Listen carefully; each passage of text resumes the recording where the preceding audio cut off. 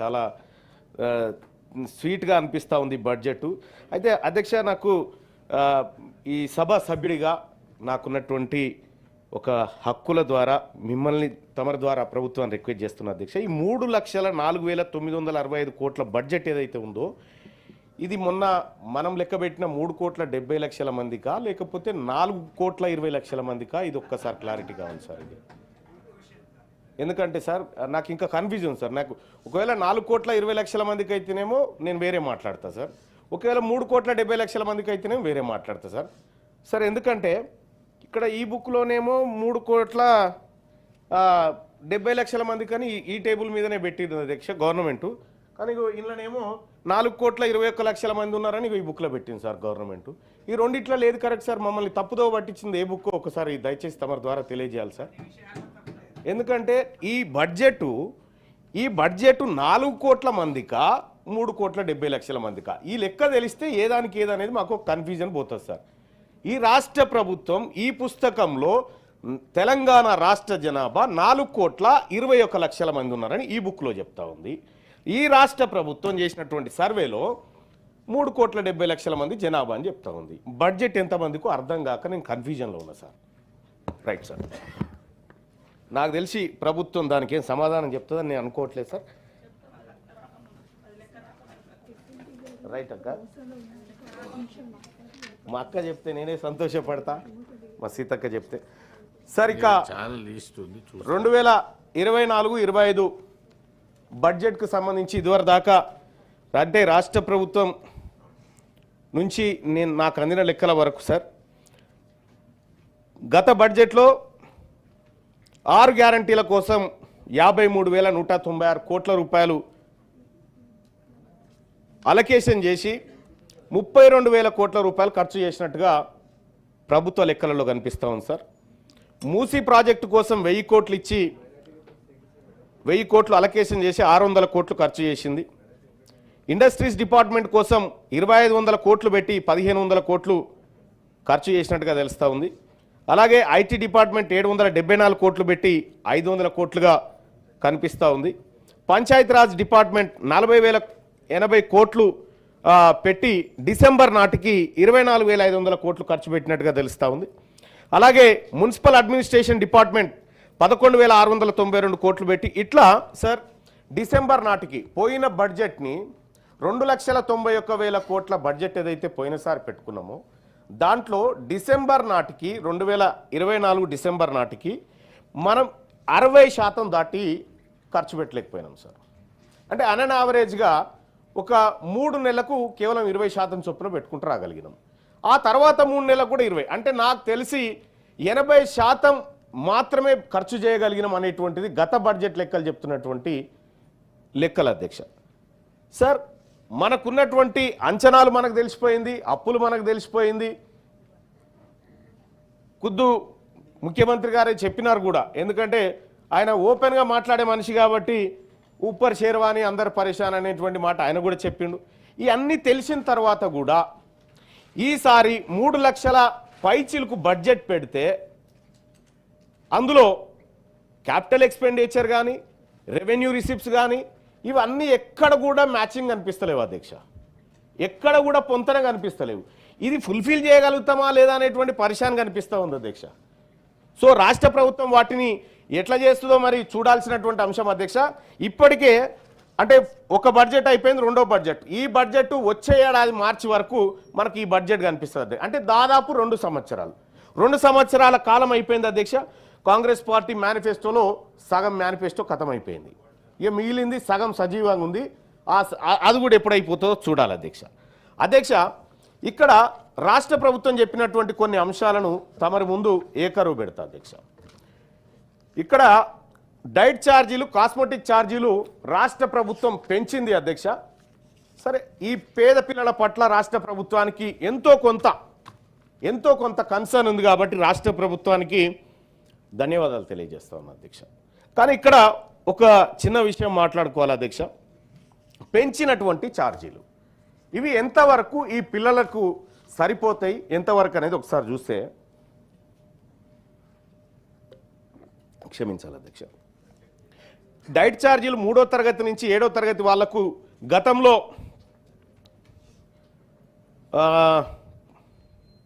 950 రూపాయలు ఉంటే 1330 రూపాయలు చేసినారు అధ్యక్ష. 8వ తరగతి నుంచి 10వ తరగతి వరకు 1100 ఉంటే 1540 రూపాయలు చేసినారు అధ్యక్ష. ఇంటర్మీడియట్ నుంచి పీజీ వరకు 1500 రూపాయలు ఉంటే 2100 రూపాయలు చేసినారు అధ్యక్ష. ఇక్కడ అధ్యక్ష డైట్ ఛార్జీలకు సంబంధించినటువంటి అంశాన్ని ఒకసారి చూస్తే ఇక్కడ గతంలో అధ్యక్ష 7 ఏళ్ల క్రితం పెంచారు అధ్యక్ష. ఆ తర్వాత మళ్ళీ 7 ఏళ్ల తర్వాత ఈ ప్రభుత్వం పెంచింది. 7 ఏళ్ల కింద కోడిగుడ్డు ధర ₹3.60 ఉండే అధ్యక్ష. ఇవాళ ₹6 అయింది అధ్యక్ష. అంటే డబల్ అయిపోయింది అధ్యక్ష. కందిపప్పు అధ్యక్ష అప్పుడు ₹50 కిలో ఉండే అధ్యక్ష. ఇవాళ ₹120 అయింది అధ్యక్ష. ఇలా ఏది వంట నూనె అప్పుడు 70 ఉంటే ఇప్పుడు 150 అయింది అధ్యక్ష. ఉప్పు 15 ఉంటే 25 అయింది. ఇట్లా ధరలన్నీ రెట్టింపు అయిన తర్వాత ఇప్పుడు మనం పెంచినటువంటి రెట్టింపు ఎంతవరకు సరిపోతుంది అనేది మన ప్రభుత్వం ఆలోచన చేయాల్సిందే అధ్యక్ష. ఇవాళ 200% పెంచినామని చెప్తున్నారు అధ్యక్ష. దాన్ని 600 పెంచినా ఎవరు అడ్డుకోరు అధ్యక్ష. ఎందుకంటే పేద పిల్లలు చదువుకునేటువంటి ఒక కార్యక్షేత్రం కాబట్టి దాన్ని ఇంకా కొంచెం పెంచుకుంటే ఈ బడ్జెట్లో అంచనాలు ఏమైనా పెంచుకునేటువంటి అవకాశం ఉంటే ఇగో ఇక్కడ మాత్రం ఈ పేద పిల్లలు ఎస్సీ ఎస్టీ బీసీ పిల్లలు ఎవరైతే పేద వర్గాలు చదువుతారో ఇక్కడ పెంచుకునేటువంటి అవకాశం ఉంటే రాష్ట్ర ప్రభుత్వం ప్రయత్నం చేయమని సూచన చేస్తా ఉన్న అధ్యక్ష. అధ్యక్ష కాస్మెటిక్ ఛార్జీలు అధ్యక్ష. అయితే ఇక్కడ ఇంకో గమనించాల్సినటువంటి అంశం ఏంటంటే అధ్యక్ష ఇక్కడ పిల్లలకు పేద పిల్లలకు నెలకు 1540 రూపాయలు మనం పేద పిల్లల కోసం డైట్ ఛార్జ్ కింద ఇస్తా ఉన్నాం సార్. ఒక నెలకి 1540 సార్. ఈ పిల్లలు రేపొద్దున ఈ దేశానికి ఈ ప్రపంచానికి అక్కడికి వచ్చేటువంటి పిల్లలు సార్. వాళ్ళలో ఉన్నటువంటి సృజనాత్మక బయటకు వచ్చి వాళ్ళు ఈ దేశానికో మనకో జాతులకు ఉపయోగపడేటువంటి పిల్లలకు నెలకు 1540 రూపాయలు ఖర్చు పెడతా ఉన్నాం సార్ తిండికి. అదే చెంచల్గూడ జైల్లో మర్డర్లు మానభంగాలు చేసిన ఖైదీకి రోజుకి 85 రూపాయల చొప్పున ఖర్చు పెడతా ఉన్నాం సార్ మనం. అంటే ఒక ఖైదీకి ఈ స్టూడెంట్ కంటే పౌష్టికాహారం ఎక్కువ పెడతా ఉన్నాం సార్. ఇంకా ఒక అడుగు ముందు పోతే సార్ మన పోలీసుల దగ్గర ఉండేటువంటి జాగిలాలకు ప్రతి నెల 15,000 రూపాయలు డైట్ కోసం ఖర్చు పెడుతున్నాం సార్. అంటే ఇక్కడ ఒక ఏది విశ్వాసం కలిగినటువంటి కుక్క, ఆ తర్వాత ఒక ఖైదీ, ఒక హాస్టల్ విద్యార్థి, ఈ మూడింటిని కంపేర్ చేస్తే అధ్యక్ష ఈ హాస్టల్ విద్యార్థికి పెడుతున్న తిండి విషయంలో బాధాకరమైనటువంటి అంశం కనిపిస్తుంది అధ్యక్ష. ఇంకా అంతేకాదు అధ్యక్ష కాస్మెటిక్ ఛార్జీలు పెంచినామని చెప్పి రాష్ట్ర ప్రభుత్వం చెప్తా ఉంది అధ్యక్ష. బాలబాలికల విషయంలో కూడా 275 రూపాయలు ఇస్తున్నట్టుగా అంటే గరిష్టంగా బాలురకు కూడా 200 రూపాయలు ఇస్తున్నట్టుగా ఉంది అధ్యక్ష. ఇది సరిపోయేటువంటిది కాదు అధ్యక్ష. ఇప్పుడు సంతూర్ సబ్బు ఒకప్పుడు 10 రూపాయలు ఉంది అధ్యక్ష, ఇలా 35 రూపాయలు ఉంది అధ్యక్ష. నేను రాత్రి ఒక కిరాణా షాపు మిత్రులతో మాట్లాడి ఇవి తెప్పించుకున్నా, ఎంత ఉంది ఏం కథ అని తెప్పించుకున్నా అధ్యక్ష. ఇవి ఎట్లా సరిపోతాయి అధ్యక్ష? దీంతో 200% పెంచినమని చెప్పుకోవడానికి పనికొస్తుంది తప్ప ఇలా కడుపు నిండుతుందా అనేది మాత్రం తొంగి చూడాల్సినటువంటి అవసరం ఉంది కదా అధ్యక్ష.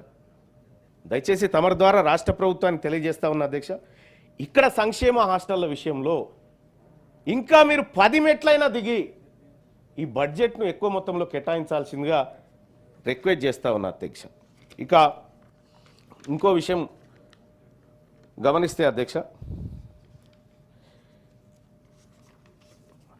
ఇక తెలంగాణ రాష్ట్రం రైజింగ్ స్టేట్ సార్. రాష్ట్ర ప్రభుత్వం కూడా అదే పదే చెప్తా ఉంది, రైజ్ అవుతా ఉంది, ప్రపంచంతో పోటీ పడతా ఉంది అనేటువంటి మాట రాష్ట్ర ప్రభుత్వం చెప్తా ఉంది సార్. ఈ ప్రపంచం ఎందుకని పక్క రాష్ట్రాల పండి చూసిన సార్ నేను. ప్రపంచం దాకా పోలే కానీ పక్క రాష్ట్రాలు చూస్తే ఆంధ్రప్రదేశ్, తమిళనాడు, కర్ణాటక, మహారాష్ట్ర, కేరళ వీళ్ళకి సంబంధించినటువంటి సోషో ఎకనామిక్ అవుట్లుక్లన్నీ రాత్రి ముంగటేసుకొని కూర్చున్నా అధ్యక్ష.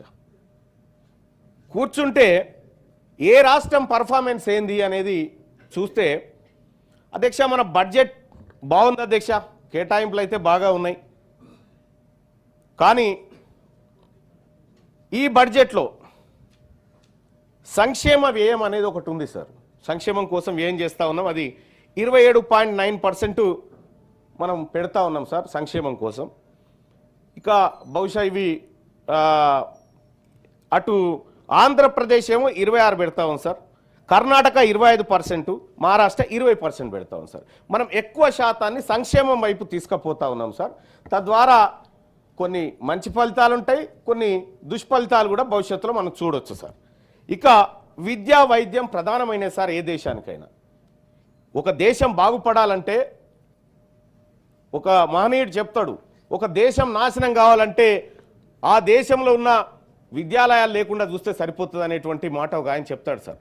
సార్ అటువంటి విద్యా వ్యవస్థకు సార్, విద్యా వ్యవస్థకు తెలంగాణ రాష్ట్రం కేవలం 7.6% మాత్రమే బడ్జెట్లో కేటాయించడం అంటే ఈ ప్రభుత్వానికి విద్య పట్ల చిత్తశుద్ధి లేదు అనేది స్పష్టంగా కనిపిస్తూ ఉంది సార్. అధ్యక్ష, వైద్యానికి 4.1% కేటాయించినారు సార్. ఇవి ఒకసారి ఇతర రాష్ట్రాల విషయం చూస్తే అధ్యక్ష, ఆంధ్రప్రదేశ్ బడ్జెట్ ఏమో దాదాపుగా మనంతే బడ్జెట్ ఉంది అధ్యక్ష. దాంట్లో వాళ్ళు ఆంధ్రప్రదేశ్లో 7.9% పెట్టుకున్నారు, వైద్యానికి 4.1 పెట్టుకున్నారు. తమిళనాడు 9.1% తన బడ్జెట్లో విద్య కోసం కేటాయించింది అధ్యక్ష.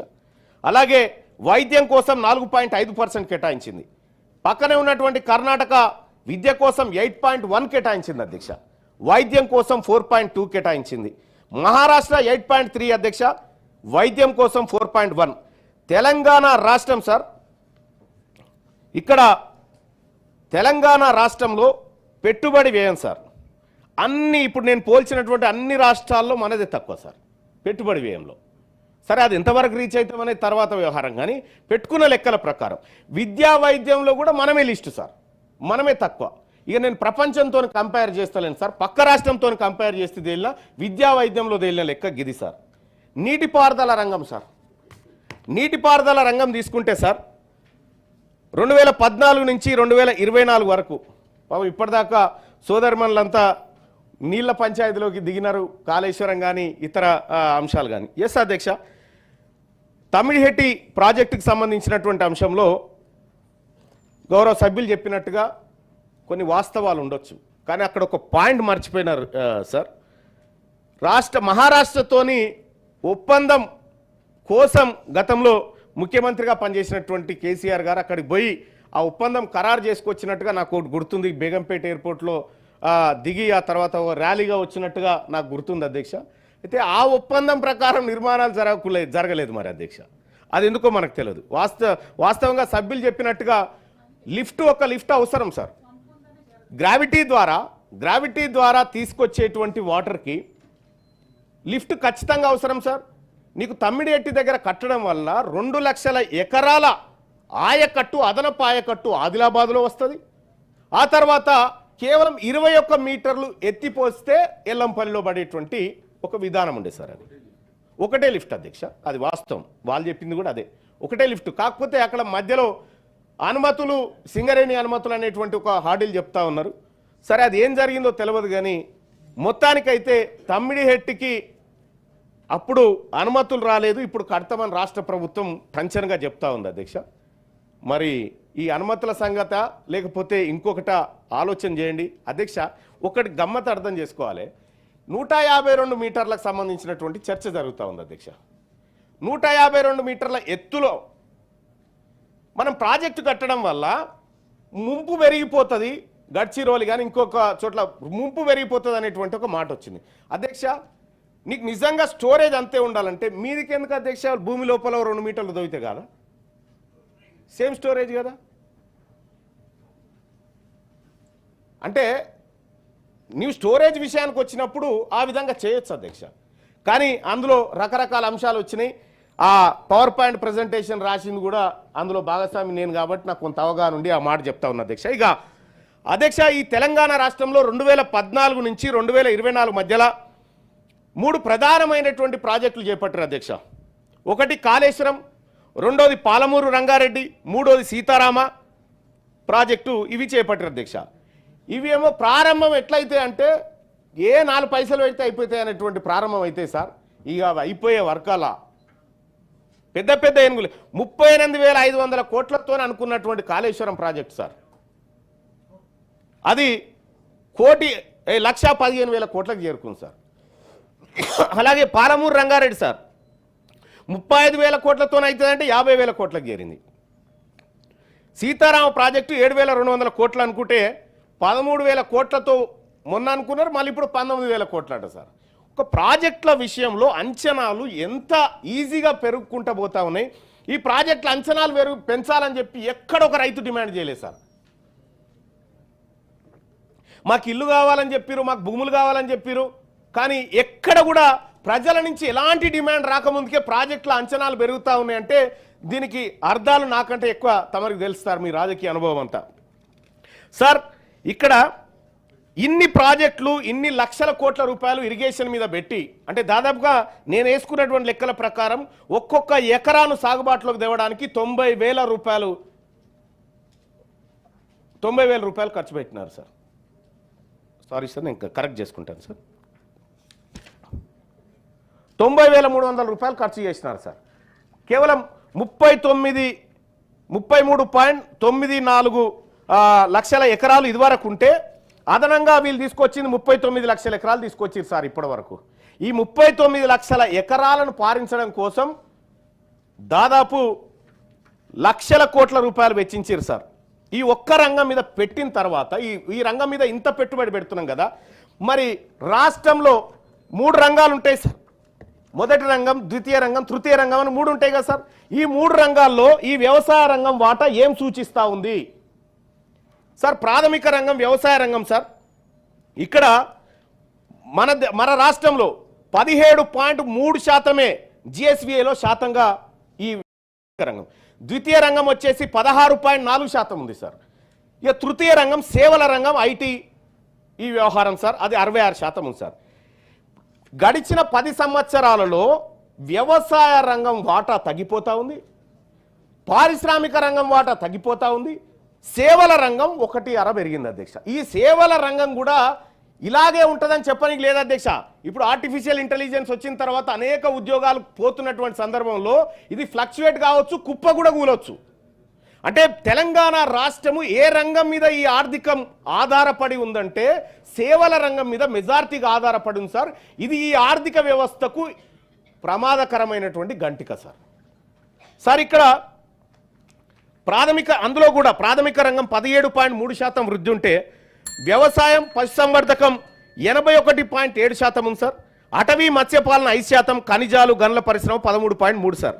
ఇక ఒక్కసారి 10 సంవత్సరాలకు సంబంధించి 2014 నుంచి 15 చూస్తే సార్, 2014 తెలంగాణ రాష్ట్రం ఏర్పడే నాటికి ప్రాథమిక రంగం 18.2% ఉంటే ద్వితీయ రంగం 20.4% ఉండే, తృతీయ రంగం సేవల రంగం 61.4 ఉండే అధ్యక్ష. 2014 నుంచి 2024 వచ్చేసరికి ప్రాథమిక రంగం పడిపోయింది అధ్యక్ష. ద్వితీయ రంగం 4% పడిపోయింది, సేవల రంగం ఒక 5% పెరిగింది సార్. ఇది ఏ మాత్రానికి ఇది భవిష్యత్తులో ఆర్థికంగా ఈ రాష్ట్రం పటిష్టంగా నిలబడడానికి సరిపోయేటువంటి విధానం కాదు. అందుకోసమే రాష్ట్ర ప్రభుత్వం ఇండస్ట్రీల వైపు ద్వితీయ రంగం వైపు దృష్టి పెట్టాల్సినటువంటి అవసరం ఉంది. ఇతర రాష్ట్రాలతో పోల్చినప్పుడు మనం ఎట్లా ఉన్నాం అనేది ఒక్కసారి చూస్తే అధ్యక్ష, తెలంగాణ రాష్ట్రం కంక్లూడ్ చేయండి. చేస్తాను సార్. 24 మంది ఉన్నారు మొత్తం. అవును సార్, 24 మంది ఉన్నారు సార్. మనం తక్కువ ఉన్నాం సార్ ఇలా సార్. మాట్లాడేవాళ్ళ లిస్ట్ అచ్చా మాట్లాడేటోళ్ళా సార్? అచ్చా అందరు మాట్లాడాలి కదా సార్. మీరు ఉన్నారు కాబట్టి మాట్లాడగలుగుతున్నాం సార్, లేకపోతే ఎట్లా సాధ్యమవుతుంది సార్? ఇది ఇక్కడ ఈ 2 రంగాలను మనం నిర్లక్ష్యం చేసినట్టయితే ఈ తెలంగాణ భవిష్యత్తులో అనేకమైనటువంటి ఇబ్బందులు ఎదుర్కొంటుంది సార్. ఇక సార్ నేను త్వరగానే కంక్లూడ్ చేస్తా సార్, ఎందుకంటే మిగతా వాళ్ళు కూడా మాట్లాడేది ఉంది. ఇదొక్కటి రాష్ట్ర ప్రభుత్వం దగ్గర తీసుకున్నటువంటి లెక్క సార్. దీన్ని తెలంగాణ రాష్ట్ర ప్రభుత్వం ఇది యాక్చువల్గా సంక్షేమ హాస్టళ్ల టైంలో మాట్లాడాల్సిందే, ఇప్పుడు మాట్లాడుతున్నా సార్. 2023-24లో కొత్త హాస్టల్ 4 కడతాను పెట్టుకుంది సార్ గత ప్రభుత్వం. మొన్న మన ప్రభుత్వం వచ్చి 4 హాస్టల్ కడతాను పెట్టుకుంటే ఒక్కటి కూడా కట్టలేదు సార్ ఇప్పటిదాకా. ఇంకా గమ్మత్ విషయం ఏంటంటే మొన్న మన ప్రభుత్వం 2,85,000 మందికి మెట్రిక్ అనంతరం ఉపకార వేతనాలు ఇస్తామని పెట్టి 40,000 మందికి ఇచ్చింది సార్. అలాగే 2023-24లో 2,85,000 మందికి ఇస్తామని 1,00,000 మందికి ఇచ్చారు సార్. ఇప్పటికంటే గతం వాళ్ళు 60,000 ఎక్కిచ్చారు సార్. ఇక్కడ ఇప్పుడు మళ్ళీ 2,25,000 మందికి ఇస్తామని టార్గెట్ పెట్టుకురు సార్. కనీసం అదన్నా రీచ్ కావాలని రిక్వెస్ట్ చేస్తా ఉన్నా సార్. ఇక హాస్టళ్లలో 94,800 మందిని హాస్టళ్లలో పెడతామని చెప్పి నింపాలని చెప్పి రాష్ట్ర ప్రభుత్వం లక్ష్యం పెట్టుకుంటే 2023-24లో 19,000 మందిని రీచ్ కాలేదు సార్. సేమ్ 2024-25లో కూడా అదే పరిస్థితి సార్. ఈసారి రాష్ట్ర ప్రభుత్వం ఏం పెట్టిందంటే భయంకరంగా, ఈసారి మేము తెలంగాణ హాస్టళ్లలో గతంలో 94,000 మంది టార్గెట్ పెట్టుకుంటే ఇప్పుడు 82,000 మందిని పెట్టుకుంటే దాదాపుగా 12,000 మందిని హాస్టల్కి దూరం చేసేటువంటి కార్యక్రమం దిగ్విజయంగా టార్గెట్గా పెట్టుకుంది ఈ రాష్ట్ర ప్రభుత్వం. ఇంకా అధ్యక్ష, చాలా ఈ రాష్ట్ర ప్రభుత్వం చేసినటువంటి కొన్ని కార్యక్రమాల ద్వారా అనేకమైనటువంటి ఇబ్బందులు ఎదుర్కొంటా ఉంది అధ్యక్ష. ఇగో నేను కంక్లూడ్ చేయదలుచుకున్నా అధ్యక్ష.